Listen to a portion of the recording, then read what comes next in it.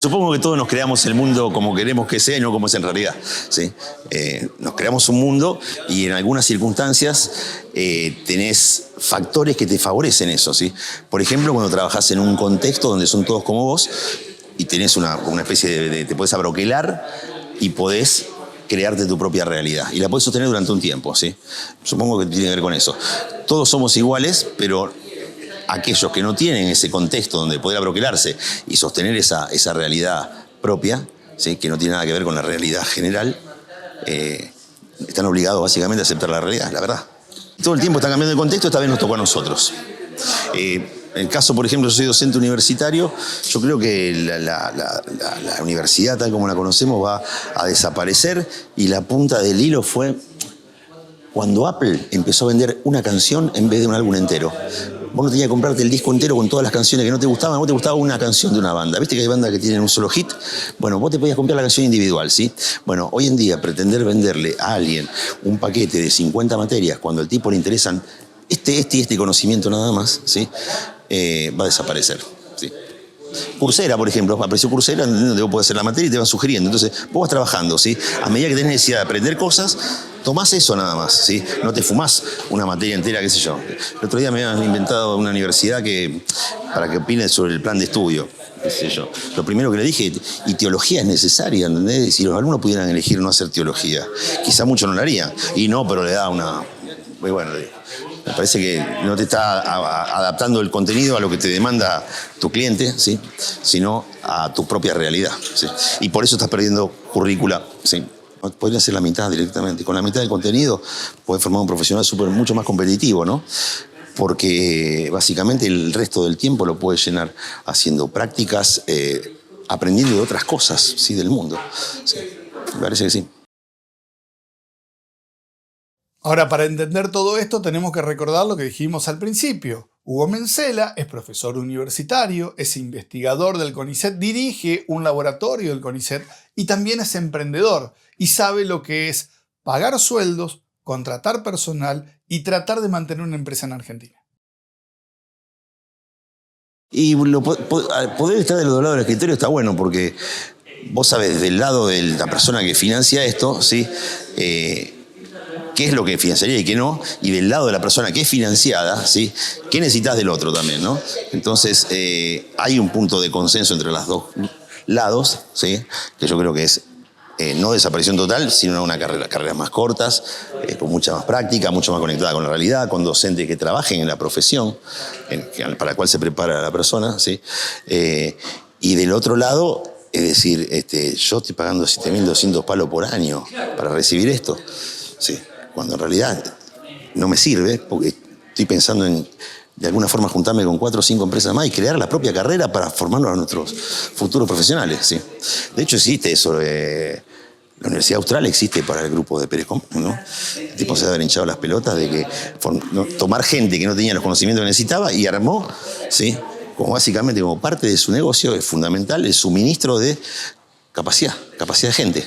Y armó una universidad para poder abastecerlo. De hecho, la tecnológica está en su propia ciencia básica, ¿sí? El último premio Nobel, ¿sí? El AlphaFold, ¿sí? Es a Google. O sea, Google, ya la ciencia, no solo la formación de profesionales, sino la ciencia básica que hace el mundo no le alcanzaba y decidió invertir en ciencia básica para autosuministrarse ciencia para su desarrollo tecnológico, ¿sí? Entonces, en algún punto como tenés toda la cadena de suministro, ¿sí? Es como si yo vendiera milanesa, ¿sí? Bueno, y para asegurarme el suministro de pan rallado me compro una panificadora y el suministro de huevo me compro una... Vengo a Entre Ríos, invierto en una huevería y compro también ganadería para asegurarme de tener todo. Bueno, supongo que las grandes corporaciones lo verán lo mismo, ¿sí? Lo que están recibiendo no les parece sólido, ni les parece que... O sea, está tentando en algún punto donde el crecimiento de su negocio, por lo cual el tipo quiere asegurarse que eso no le va a faltar. Y las 8 empresas que ha desarrollado y creado Hugo Mencela son de biotecnología principalmente. O sea que sabe lo que es trabajar con profesionales de la ciencia, sabe lo que cuesta formar este tipo de profesionales. Tanto es así que, como contó en la conferencia que dio, uno de sus principales trabajadores es un músico que no viene de la ciencia, haciendo trabajo de ciencia. Y dependés de un grupo humano que es core para vos, que es complejo, porque en Argentina sobre todo, ¿no? Los alumnos, los egresados de ese tipo de carreras, tienen la opción de trabajar para el Estado a perpetuidad, ¿sí? Por un sueldo que es bajo, pero como se nutre esa carrera de un grupo de gente de clase media para arriba, ¿sí? Vos le ofreces a un tipo de clase media para arriba que va a heredar su casa, tiene su autito, qué sé yo, un sueldo a perpetuidad, y en 5 años lo toma, ¿sí? Porque está indeciso de qué hacer con su vida, qué sé yo, y a los 5 años no sale más ya. No sale más, ¿eh? Y curiosamente ese es el lugar donde se va a buscar emprendedores. Vos vas a buscar emprendedores en investigadores de CONICET, ¿sí? Que es un tipo súper especializado, pero que ya tiene 35, 40 años cuando entra, ¿sí? Sueldo a perpetuidad, nunca trabajó en ningún lado, cobró siempre ahí, ¿sí? Ya no es la persona que toma riesgo, ¿viste? Para hacer emprendimiento. Una persona que toma riesgo para hacer emprendimiento no te termina la carrera, ¿sí? ¿Qué sé yo? Los grandes emprendedores, ninguno terminó la carrera. Steve Jobs, ¿entendés? Bill Gates, todos los que quieran no terminan la carrera. Y vos vas a buscar gente que terminó su carrera y mucha vocación de emprender no tenía, porque en lugar de irse a trabajar de su profesión, se quedó adentro. ¿Sí? Se quedó 5 años más haciendo el doctorado. Terminó eso y tampoco tenía mucha vocación de emprender ni de correr riesgo, porque decidió quedarse haciendo un postdoctorado. Y después se quedó por vida dentro de la universidad por un sueldo de $1,500. ¿Sí? O sea que es un tipo que no está dispuesto a correr ningún tipo de riesgo. Y vos justo ahí vas a buscar personas para que edifiquen, para que creen negocios de riesgo. Muy difícil. Sí. Lo que no tenemos que olvidar para empezar cualquier tipo de discusión es dónde estamos hoy. ¿Por qué Argentina está como está? ¿Por qué Argentina tiene un 55% de pobreza? ¿Por qué hoy las facultades sacan tan pocos estudiantes en relación a la cantidad que ingresan? Entonces, tenemos que entender eso para entender cómo encontrar nuevas soluciones. Todo sistema que no funciona bien, a la larga te genera pobreza, la pobreza genera hambre, y el hambre aguanta. Primero el hambre lo sufre gente que no es invisible, ¿sí? Cuando ya excede esa capacidad de gente invisible, vos ya tenés una especie de choque, como lo que tuvimos el otro día, donde vos tenés, por un lado, una clase media, que mis alumnos, ponele sí, que van a demandar que el Estado ponga 7.000 palos por año, no sé qué cuesta, creo que eso es lo que cuesta la universidad, pero nunca lo vi los números reales, pero de ese 7.000 palos por año, para que ellos puedan estudiar sin trabajar, ponele, ¿sí? Yo laburaba y podía pagarme la carrera, laburé todo desde muy chiquito. Pero bueno, ahora esa cultura no existe, entonces el tipo tiene que estudiar nada más y en lugar de trabajar dice, me lo pagás vos, ¿sí? Pero los recursos, como siempre, son finitos, entonces pagarle eso al tipo, 7.000 palos, vos le da de comer a 3 millones de personas. Mucho, ¿sí? Le comí a 3 millones de personas para darle. Hay un dilema ético en el fondo, que es, si yo tengo recursos limitados como tengo siempre, ¿tiene derecho el señor a estudiar gratis? Sí, no, qué sé yo, ponle que sí, todo, ¿sí? Ahora, ¿tiene derecho ese señor, más que un pibe de 5 años, a no comer? O sea, ¿qué haces? En el fondo la discusión es esa, ¿no? Que está sobre la mesa. Porque entiendo que para dar las dos cosas juntas, ¿sí? Yo también pediría, qué sé yo, no sé, que me paguen el peluquín, ¿entendés? Porque no me gusta ser pelado, es mentira, pero se terminan creando derecho, y después ¿quién lo banca? ¿Sí? Es genial tener derecho, ¿sí? Yo peleo por todos mis derechos, por los derechos de todos, pero ¿cómo lo rankeás eso? ¿Cómo rankeás eso? ¿Cómo le das un orden de prioridad? ¿Sí?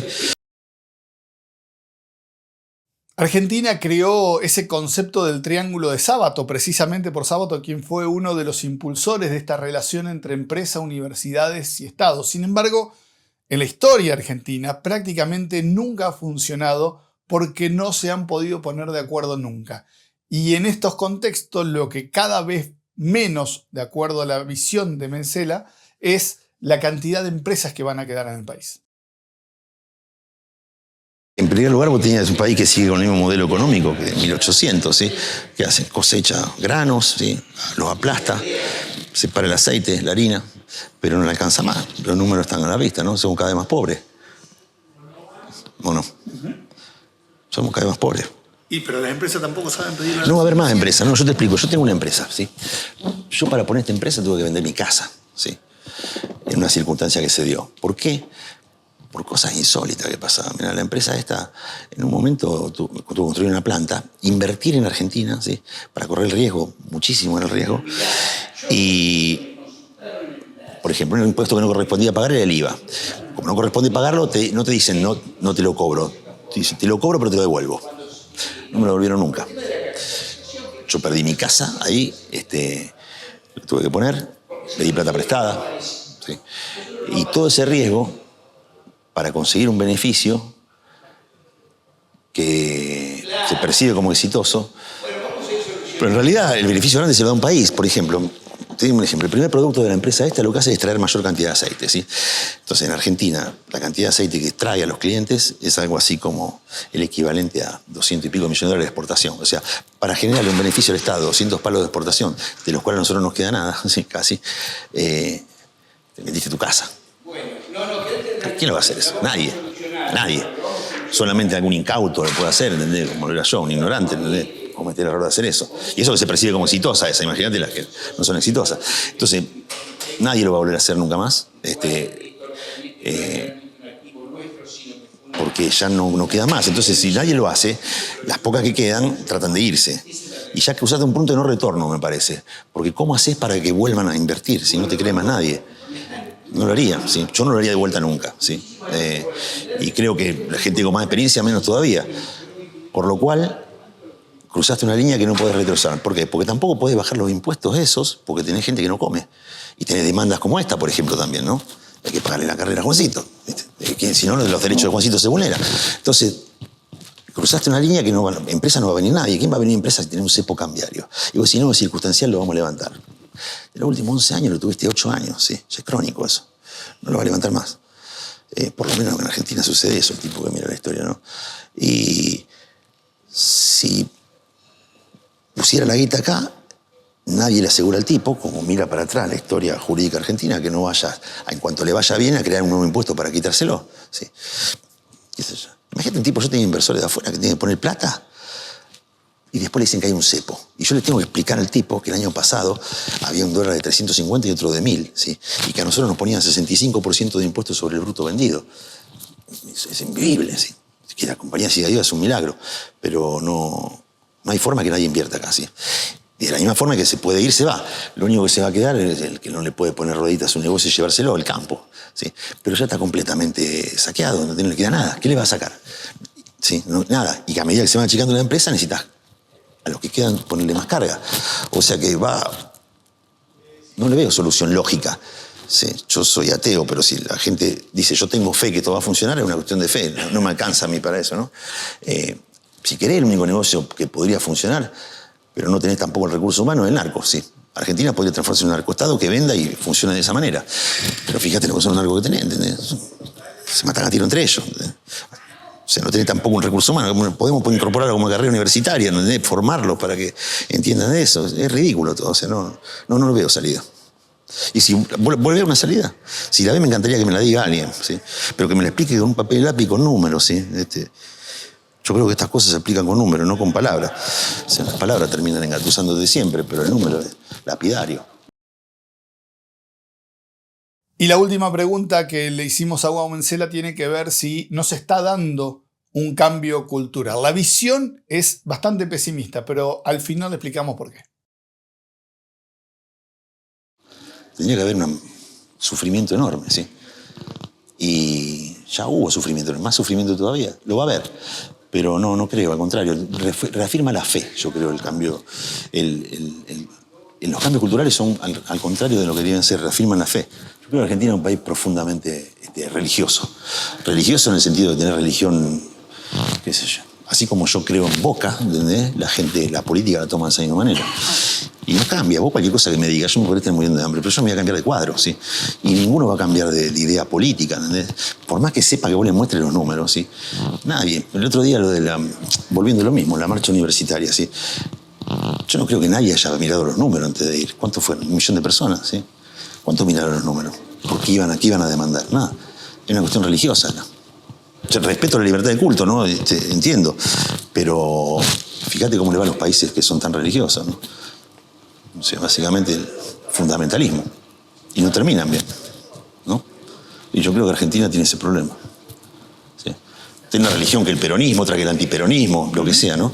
Pero tenés convicciones que son tan arraigadas y que ni siquiera son convicciones propias, son heredadas ya de los padres, como una religión, ¿no? Esto es un país de fe. Y cuando no hay razón, la fe gobierna y no la razón, no creo que vaya muy lejos. Ojalá me equivoque, pero me parece que es así, ¿no?